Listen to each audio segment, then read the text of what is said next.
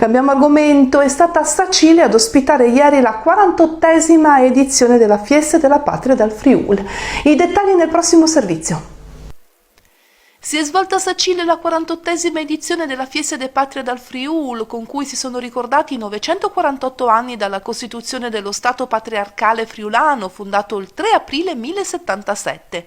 Organizzata quest'anno dal Comune di Sacile, Regione Friuli Venezia Giulia e Arlef, in collaborazione con l'Istituto Ladin Furlan Precheco Placerean, la fiesta è stata inaugurata in piazza Santo Dorico con il tradizionale alzabandiera della bandiera del Friuli. È seguita nella chiesa di Sant'Ulderico la celebrazione della Santa Messa con letture e preghiere in friulano, sloveno, tedesco e veneto. Le cerimonie sono quindi proseguite alla loggia del municipio con il saluto ufficiale agli ospiti e alla cittadinanza, per poi spostarsi al Teatro Ruffo, dove le celebrazioni civili sono state aperte dall'inno del Friuli eseguito dal mezzosoprano Valentina Volpe Andreazza.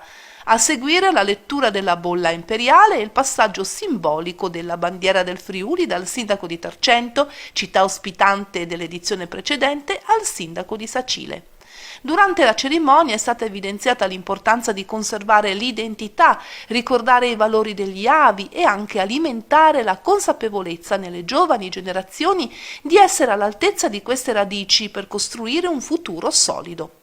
A conclusione della manifestazione sono previsti itinerari culturali, fra i quali spicca la mostra d'arte Straluus 1985-2025 Arte in Friuli, Art in Friul, ospitata a Palazzo Ragazzoni fino all'11 maggio e realizzata grazie alla collaborazione tra Regione, Università degli Studi di Udine, Comune di Sacile e Arlef.